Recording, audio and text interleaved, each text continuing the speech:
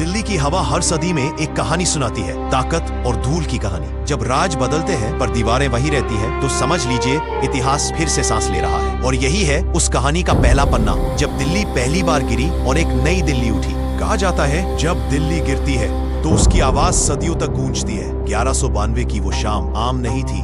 पृथ्वीराज चौहान हार चुके थे और दिल्ली के दरवाजों पर अब एक नई ताकत खड़ी थी। मोहम्मद गोरी वापस लौट गया, मगर अपने पीछे छोड़ गया एक निशान, एक गुलाम जिसका नाम था कुतुबुद्दीन ऐबक। ऐबक जानता था वो एक पराई जमीन पर है। यहाँ की हवा, यहाँ के लोग, यहाँ का धर्म सब उसके खिलाफ थे। उसे सिर्फ जीत नहीं चाहिए थी, उसे चाहिए थी हुकूमत का डर। और तभी उसने फैसला किया एक ऐसी इमारत बनाने का जो जमीन से शुरू होकर आसमान का गला घोंट दे। एक मीनार जो दूर से आती हर नजर को ये याद दिला दे कि अब दिल्ली पर हुकूमत किसकी है। बस सवाल था, इतनी बड़ी मीनार के लिए पत्थर कहां से आएंगे?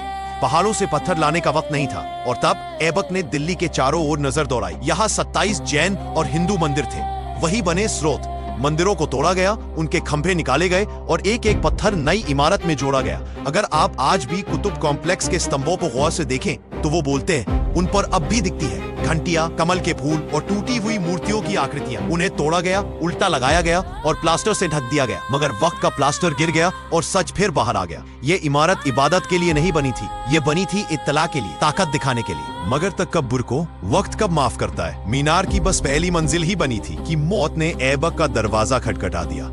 1210 में लाहौर में पोलो खेलते हुए वो घोड़े से गिरा और फिर कभी नहीं उठा। दिल्ली फिर से अनाथ थी, मीनार अधूरी खड़ी थी जैसे कोई कटा हुआ हाथ। और उसी वक्त सरहद पर एक नया तूफान उठ रहा था। चंगेज खान, मंगोलों की फौज दिल्ली की तरफ बढ़ रही थी और अब दिल्ली को बचाने के लिए एक आम सिपाही नहीं, एक लोहे जैसा इंसान चाहिए था। और तब दिल्ली के दरबार में आया इल्तुतमिश, एक गुलाम जो सुल्तान बना।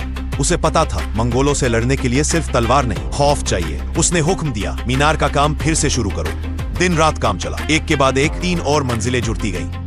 लेकिन गौर से देखिए, नीचे का हिस्सा लाल पत्थर का है, ऊपर का हल्का पीला। डिजाइन बदल गया था। अब ये मीनार सिर्फ खूबसूरती नहीं थी, अब ये वॉच टावर बन चुकी थी। कहते हैं इल्तुतमिश ने इसे इंसाफ का प्रतीक कहा था, मगर असल में ये डर का प्रतीक थी। इसकी परछाई पूरी दिल्ली पर पड़ती थी, जैसे कह रही हो गुलाम अब मालिक बन चुका है। सदियां गुजर गईं, खिलजी आए, तुगलक आए, मुगल आए, अंग्रेज आए, सबने दिल्ली को जीता, मगर कोई इस मीनार को गिरा नहीं पाया। पालम गांव की पुरानी लिखाई आज भी कहती है, राजा बदलते रहेंगे मगर दिल्ली का इतिहास इन पत्थरों में कैद रहेगा। तो अगली बार जब आप कुतुब मीनार के नीचे खड़े हो तो ऊपर मत देखिएगा, नीचे देखिएगा उन पत्थरों को जिनकी कुर्बानी पर यह मीनार खड़ी है, क्योंकि इतिहास वही है जो पत्थर याद रखते हैं। यह है पत्थर की जुबानी। सब्सक्राइब करें, क्योंकि सच हमेशा गहराई में होता है।